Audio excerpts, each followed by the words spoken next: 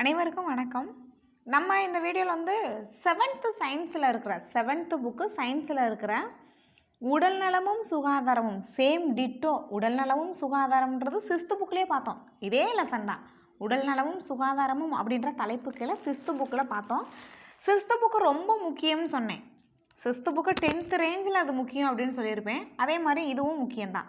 இது அந்தளவுக்கு முக்கியம் இல்லை, பட் முக்கியம். இதில் பார்த்தீங்க அப்படின்னா ஒவ்வொரு நோயும் எக்ஸ் பண்ணியிருப்பாங்க. ஆனால் 6th புக்கிலேருந்து நிறையா கொஸ்டின் கேட்குறாங்க. ஓகேவா? 6th புக்கு வீடியோ பார்த்துட்டு இந்த வீடியோ பாருங்கள். 6th புக்கு வீடியோ பார்த்து நோட்ஸ் எடுத்துகிட்டு அதுக்கப்புறம் தான் இந்த வீடியோ வந்து நீங்கள் பார்க்கணும். ஓகே, இதில் வந்து நம்ம 6th புக்கில் பார்த்த ஒவ்வொரு நோய்க்கும் இவங்க வந்து எக்ஸ்பிளைன் பண்ணியிருப்பாங்க. என்ன நுண்ணுயிரினால் பரவுது, அங்கே வந்து சிம்பிளாக பார்த்தோம் நுண்ணுயிரினால் பரவுது அப்படின்னு, பாக்டீரியாவால் பரவுது. ஆனால் இங்கே எந்த பாக்டீரியாவால் பரவுது, எந்த நுண்ணுயிரியால் பரவுது, எந்த வைரஸால் பரவுது அப்படின்றத கொஞ்சம் டெப்த்தாக கொடுத்துருப்பாங்க. ஸோ ஓகே, 6th புக்கு தான் ரொம்ப முக்கியம். அதுக்கப்புறம் ஒரு முக்கியம் அப்படின்னா இந்த 7th புக்கு. அடுத்து நம்ம 9th புக்கு. இந்த உடல் நலமும் சுகாதாரம்ன்றது வந்து 6th புக்லேயும் இருக்குது, 7th புக்லேயும் இருக்குது, 9th புக்லேயும் இருக்குது. 1 by 1 வந்து பார்க்கணும். எடுத்தோடனே நீங்கள் 9th போனீங்கன்னா கொஞ்சம் கஷ்டம்தான்.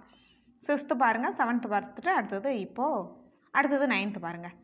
ஃபஸ்ட்டு வந்து டெங்கு காய்ச்சல். இப்போ மதுரையில் அதிகமாக டெங்கு பரவுது அப்படின்னு ஒரு நியூஸ் வருது. சரி, ஓகே. இந்த டெங்கு காய்ச்சல் பார்த்தீங்க அப்படின்னா அது ஒரு வைரஸ் நோய் தான். வைரஸால் பரவும் ஒரு வகையான காய்ச்சல் தான் டெங்கு காய்ச்சல். அது எல்லாம் கொசுவால் தான் பரவுது. டெங்கு காய்ச்சல் டெங்கு தான். டெங்கு 1, 2 வைரஸால். இது பிளேவி வைரஸ் வகை. எந்த வைரஸ் வகை அப்படின்னா பிளேவி அப்படின்ற ஒரு வகையான வைரஸை சேர்ந்ததான் இந்த டெங்கு. என்ன கொசு அப்படின்னா ஏடிஸ் எப்ஜிடி அப்படின்ற ஒரு கொசு வந்து நம்மளை கடிக்கிறதுனால தான் நமக்கு என்ன வருது, டெங்கு காய்ச்சல் வருது. இப்போ நீங்கள் வந்து ஏடிஸ் எப்ஜிடி கொசுவை நான் எப்படி கண்டுபிடிக்கிறதுனா அதெல்லாம் கண்டுபிடிக்க முடியாது. அது கடிக்கும், பறந்து போயிடும். ஏடிஸ் எப்ஜிடி அப்படின்ற ஒரு கொசு கடிக்கிறதுனால தான் நமக்கு இந்த டெங்கு காய்ச்சல் வருது. இரத்த தட்டுகளின் எண்ணிக்கை பார்த்தோம். ரத்தம் வந்து 3 தான் வந்து பிரிப்பாங்க. ஒன்று வந்து ரெட்டு, அடுத்தது ஒயிட்டு, ரத்த சிவப்பணுக்கள், ரத்த வெள்ளை அணுக்கள், ரத்த தட்டுகள் அப்படின்றது படிச்சிருப்போம். 10th புக்கில் சொல்லியிருப்பேன்.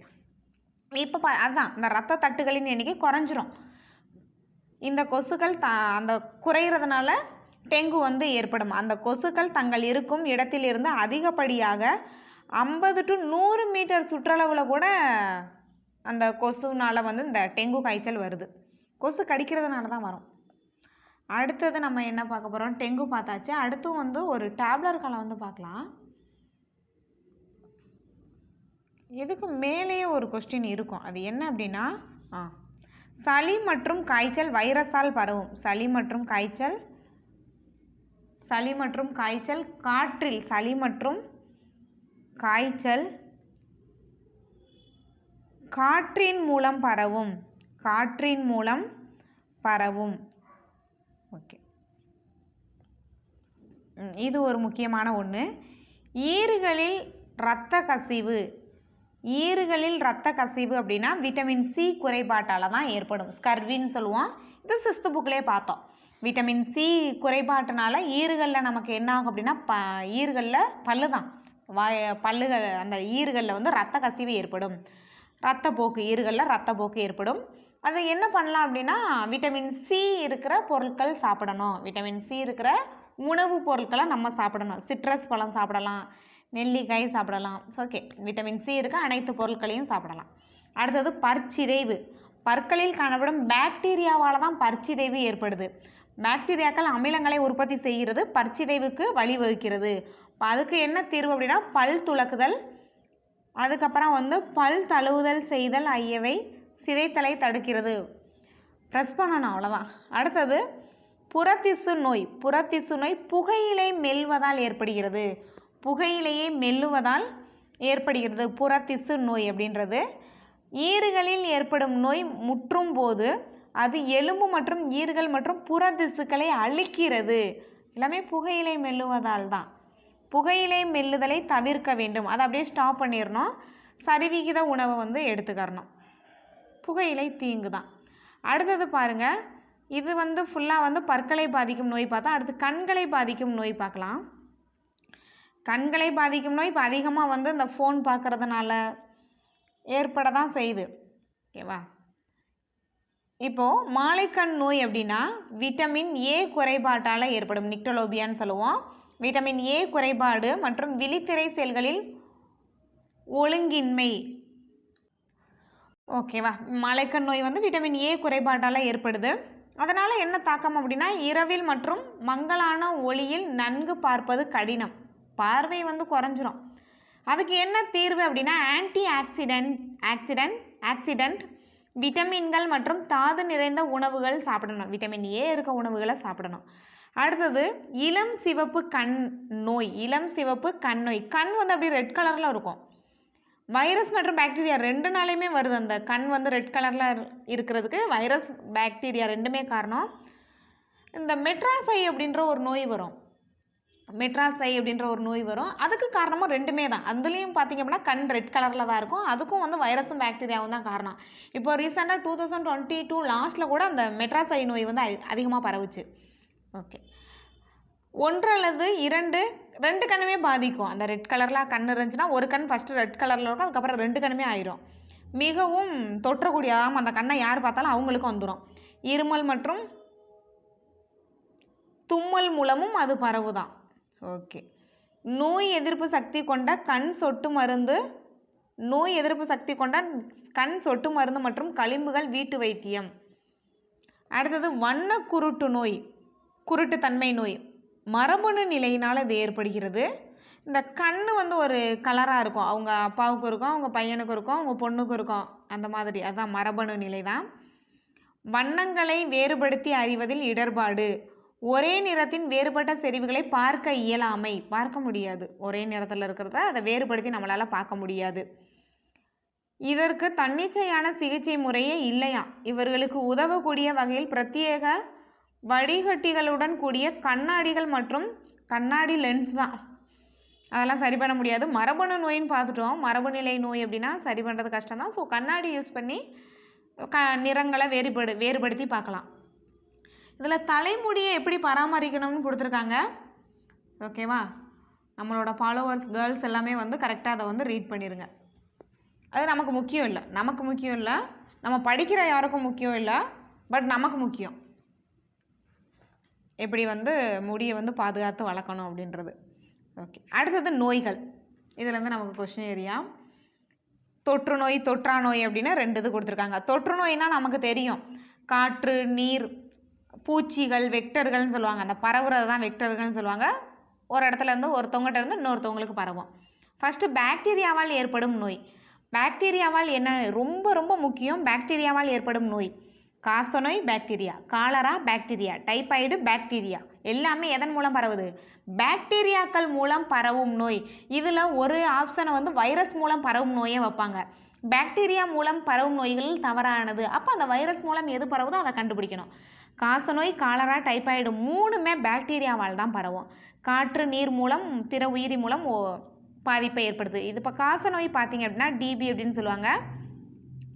மைக்கோபாக்டீரியம் டியூபர்குலோசிஸ் அப்படின்ற ஒரு பாக்டீரியா. நம்ம 6th புக்கில் காசநோய் வந்து பாக்டீரியாவால் பரவுதுன்னு மட்டும்தான் பார்த்தோம். ஆனால் இங்கே என்ன பாக்டீரியானே கொடுத்துட்டாங்க. மைக்கோபாக்டீரியம் டியூபர்குலோ அப்படின்ற ஒரு வகையான பாக்டீரியாவால் ஏற்படுது. காற்றின் மூலம் துப்புதல், நோயுற்றவரோடு தொடர்பு கொள்ளுதல், அதன் மூலம் வந்து ஒருவரிடம் இருந்து ஒருவருக்கு ஏற்படும். எடை இழப்பு, காய்ச்சல், தொடர்ந்து இருமல், சளியுடன் ரத்தம் மற்றும் சுவாசிப்பதில் சிரமம் எல்லாமே இதோட அறிகுறி. இதுக்கு என்ன தடுப்பு அப்படின்னா பிசிஜி தடுப்பூசி குழந்தை பிறக்கும் போதே போட்டுருவாங்க. அடுத்து நோயாளிக்கு சிறப்பு கவனம் செலுத்த வேண்டும். டிஓடி போன்ற மருந்துகளை தொடர்ந்து எடுத்துக்கொள்ளுதல், இதன் மூலம் வந்து காசநோயை சரி பண்ணலாம். அடுத்து காலராவும் பாக்டீரியாவால் தான் பரவும். என்ன பாக்டீரியா அப்படின்னா விப்ரியோ காலரே அப்படின்ற ஒரு வகையான பாக்டீரியாவால் தான் காலரா பரவுது.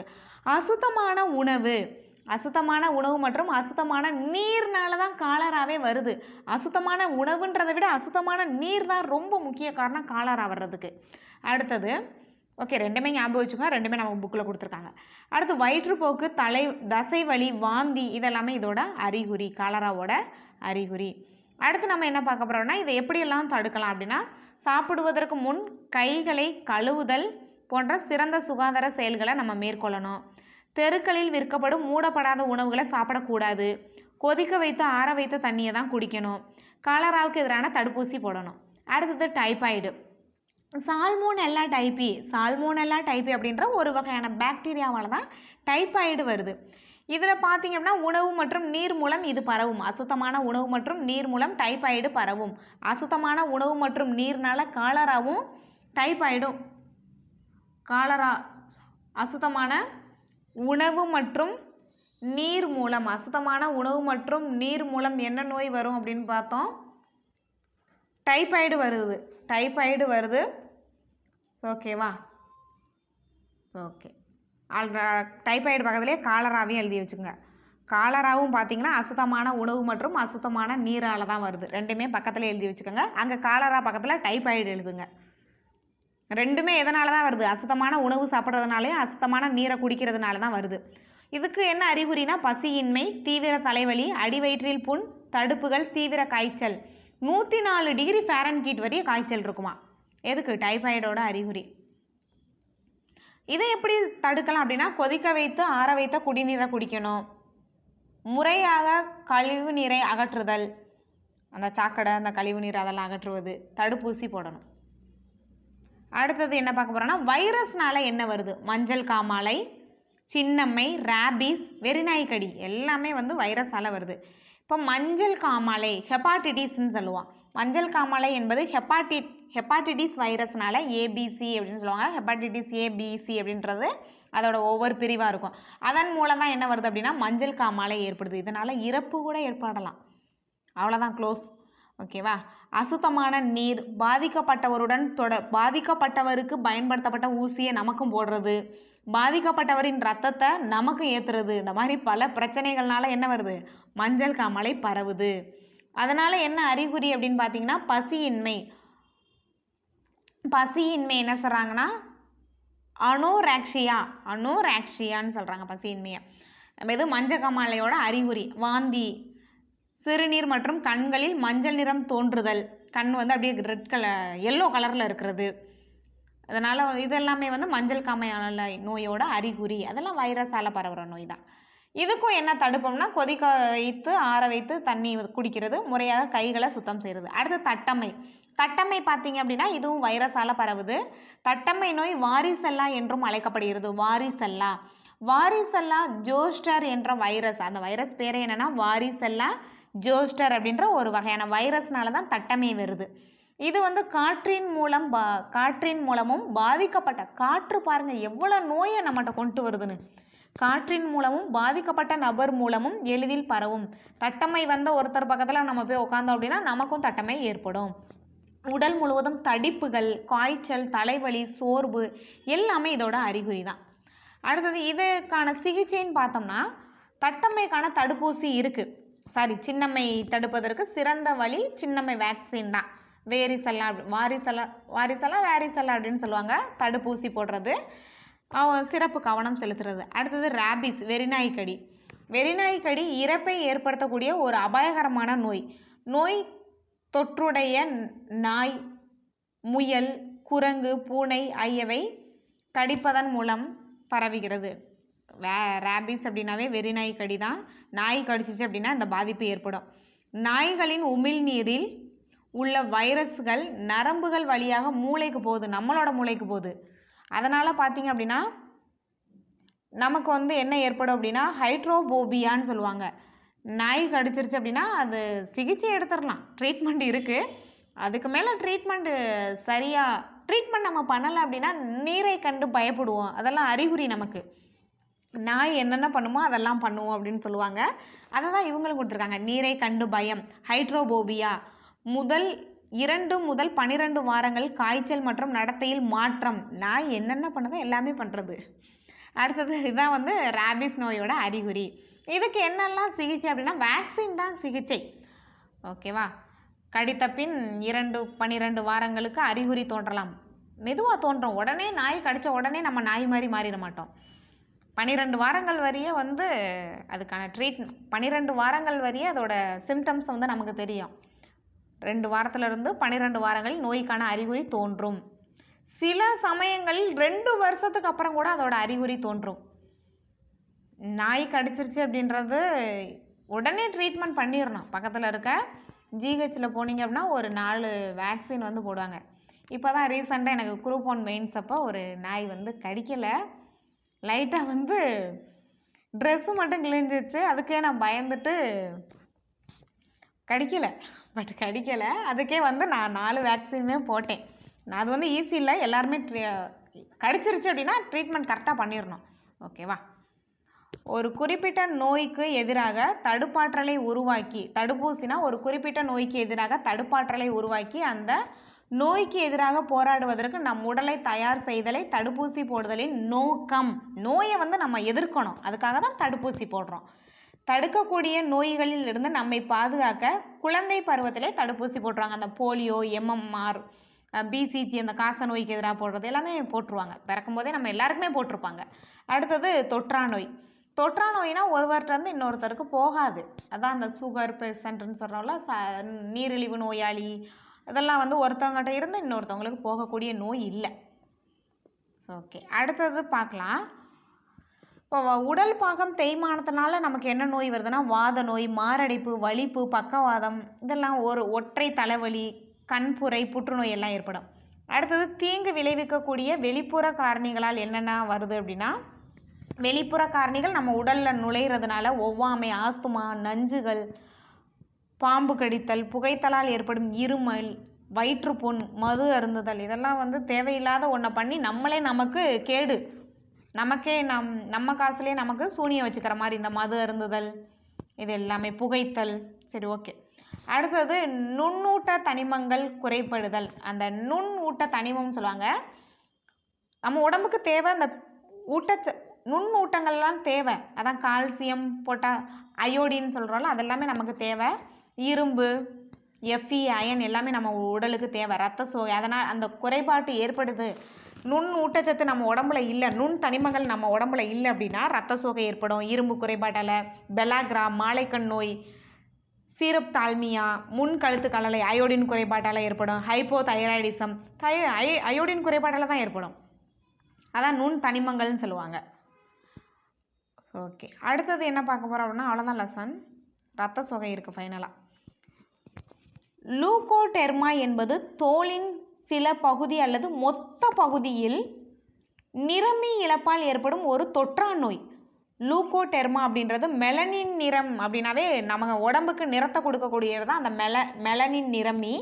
அது இழப்பு ஏற்படுது அப்படின்னா நமக்கு என்ன ஏற்படும் அப்படின்னா லூகோடெர்மா அப்படின்ற ஒரு வகையான நோய் ஏற்படும். லூகோடெர்மா என்பது தோலின் சில பகுதி மற்றும் மொத்த பகுதியில், அந்த பார்த்துருப்பீங்க சில பேருக்கு தோலில் பார்த்தீங்கன்னா நார்மல் கலர் இல்லாமல் சில இடத்துல வந்து ஒரு ஒயிட்டாக இருக்கும், அதுதான் அந்த லூகோடெர்மா அப்படின்றது. நிறமி குறைபாட்டால் ஏற்படும் தொற்றா நோய் தான். அந்த கலரு நம்ம நிறைய பேரை பார்த்துருப்போம், ஸ்கின் கலர் இல்லாமல் ஒரு இடத்துல மட்டும் வெள்ளையாக இருக்கும், அப்புறம் கொஞ்சம் இடத்துக்கு அப்புறம் சின்ன ஒரு வெள்ளையாக இருக்கும். அது வந்து அவங்கள்ட்ட இருந்து நமக்கெல்லாம் வராது, அது தொற்றா நோய். அந்த நிலை அனைத்து எல்லாருக்குமே வரும். இந்த நிலை அனைத்து வயது, பாலினம் மற்றும் இனத்தை சார்ந்தவர்களை பாதிக்கிறது. அந்த நிலை அனைத்து வயது, பாலினம், இனத்தை சார்ந்தவர்களையும் பாதிக்கிறது. இதற்கு எந்தவித சிகிச்சையும் இல்லையா. இது வந்து தொடுதல், உணவை பகிர்தல் மற்றும் ஒன்றாக உட்காருவதன் மூலம் பரவுவதில்லை. ஓகே. இரத்த சோகை இரும்பு சத்து குறைபாட்டால் தான். இரும்பு சத்து உள்ள உணவுப் பொருட்களை நம்ம சாப்பிடணும், இல்லை அப்படின்னா ரத்த சோகை தான் ஏற்படும். அனிமியா, ரத்த சோகை ஏற்படும். ஓகே, ரத்த சோகை பார்த்தீங்க அப்படின்னா தாய்ப்பாலுக்கு பதிலாக குழந்தைகளுக்கு வேறு உணவு ஊட்டும் போதும் சில நோய்கள் ஏற்பட தான் செய்யுது, இந்த ரத்த சோகை ஏற்படும். தீவிர ரத்த சோகையால் இளம் குழந்தைகளுக்கு கொக்கி புழு தொற்று ஏற்படும். நாள்பட்ட வயிற்றுப்போக்கு, வயிற்றுக்கடுப்பு, பல பிரச்சனை ஏற்படுது. இரும்பு சத்து ரொம்பவே முக்கியமான ஒன்று தான். ஓகேவா, அதனால் ரத்த சோகை ஏற்படுது. ஸ்கூலில் வந்து இந்த இரும்பு சத்து குறைபாட்டுக்காக ரத்த சோகையை சரி பண்ணணும் அப்படின்னா அந்த இரும்பு சத்து மாத்திரையை கொடுப்பாங்க வாரம் தோறும். ரத்த சோகையோட முக்கிய அறிகுறி சில கொடுத்துருக்காங்க, தேவையில்லை. அதே மாதிரி இந்த குழந்தைகளாக இருக்கும்போது மண் சாப்பிடுவாங்கல்ல, அந்த குழந்தைய கீழே இறக்கி விட்டோம் அப்படின்னா அந்த குழந்தைகளுக்கு தெரியாது, மண் எடுத்து வாயில் வைப்பாங்க, அதனாலேயும் ரத்த சோகை ஏற்படுதான். அதனாலேயும் ரத்த சோகை ஏற்பட்டதாக சொல்லியிருக்காங்க. இந்த இரும்பு சத்தை சரி பண்ணணும், ரத்த சோகையை சரி பண்ணணும், இரும்பு சத்து குறைபாட்டை சரி பண்ணணும்னா முருங்கைக்கீரை சாப்பிடணும், பேரிச்சம்பழம் சாப்பிடணும், கல்லீரல், ஆடு மற்றும் கோழியோட கல்லீரல், கீரைகள், அனைத்து வகையான கீரைகள், பர்டிகுலராக முருங்கைக்கீரை, பீன்ஸு, பட்டாணி, பருப்பு எல்லாமே சாப்பிடணும். ஓகே. இந்த இரும்பு சத்து மாத்திரையை மாத்திரையாக தான் எடுத்துக்கணும், டேப்லெட்டாக தான் எடுத்துக்கணும். ஊசி வழியாக எடுத்துக்கிறது ஆபத்து அப்படின்னு சொல்லியிருக்காங்க. என்ன பண்ணுங்க அப்படின்னா இரும்பு சத்து மாத்திரையை டேப்லெட்டாக வாங்கி சாப்பிட்லாம். ஓகே, அவ்வளோதான். அடுத்து நம்ம ஃபைனலாக புக் பேக் கொஸ்டின் பார்க்க போகிறோம். ஃபஸ்ட்டு என்ன அப்படின்னா, ரவி நல்ல மனநிலையும் திடகார்த்தமான உடலையும் பெற்றிருக்கிறார். அது என்ன அப்படின்னா உடல் நலம். எல்லாமே அவர்கிட்ட நல்லா ஹெல்த்தியாக இருக்குது அப்படின்னா அதான் என்னது, நல்ல உடல் நலத்தோடு இருக்கிறார். தூக்கம் உடலுக்கு மட்டுமல்ல இதற்கும் சிறந்தது. தூக்கம் மனதிற்கும் சிறந்தது. நாம் வாழும் இடம் இவ்வாறு இருக்க வேண்டும். எப்படி இருக்கணும்? சுத்தமாக இருக்கணும். புகையிலையை மெல்லுவதால் என்ன ஏற்படுது அப்படின்னு சொல்லியிருக்காங்க. புகையிலையை மெல்வதால் பற்குழிகள் ஏற்படுகிறது. பற்குழிகள் செகண்ட் ஆப்ஷன். முதலுதவி என்பதன் நோக்கம், முதலுதவி என்பதன் நோக்கம் வலி நிவாரணம். வலி நிவாரணம் தான் முதல் உதவி. ஓகே. ராபிஸ், ராபிஸ் இதனால் என்ன ஏற்படு? ராபிஸ் பார்த்தீங்க அப்படின்னா ஹைட்ரோஃபோபியா, ஹைட்ரோஃபோபியா. அடுத்தது ஹைட்ரோஃபோபியானா வேறு ஒன்றும் இல்லை, இந்த நாய் கடிச்சது அதனால் பாதிப்பு, நம்ம ட்ரீட்மெண்ட் பண்ணல அப்படின்னா தண்ணியை பார்த்து பயப்படுவோம். அது ஒரு அறிகுறி. ஏன்னா நாய் வந்து தண்ணியை பார்த்து பயப்படும். அதே மாதிரி மனிதர்களும் நாய் கடித்த பிறகு ட்ரீட்மெண்ட் பண்ணலை அப்படின்னா மட்டும்தான் ஹைட்ரோஃபோபியான்னு சொல்லுவாங்க. தண்ணீரை பார்த்து பயப்படுறது ராபிஸ்னால் ஏற்படுற ஒன்று தான், ஒரு பாதிப்பு தான். காலரா, காலரா பார்த்தீங்க அப்படின்னா காலரா கொடுத்துருக்காங்க. காச நோய் மைக்கோபாக்டீரியம் டியூபர்குலோசிஸ், மைக்கோபாக்டீரியம் பாக்டீரியாவால் ஏற்படும். ஹெப்பாட்டிட்டிஸ், ஹெப்பாட்டிட்டிஸ் பார்த்தீங்க அப்படின்னா இந்த மஞ்சள் காமாலை, மஞ்சள் நிற சிறுநீர், அதுக்கான அறிகுறி. டைபாய்டு பார்த்தீங்க அப்படின்னா சால்மோனல்லா டைப்பி, சால்மோனல்லா டைப்பி அதுவும் வந்து பாக்டீரியா தான். அப்போ காலராக்கு என்ன வரும்? கால் தசை, கால் தசை. ஓகே, அவ்வளோதான்.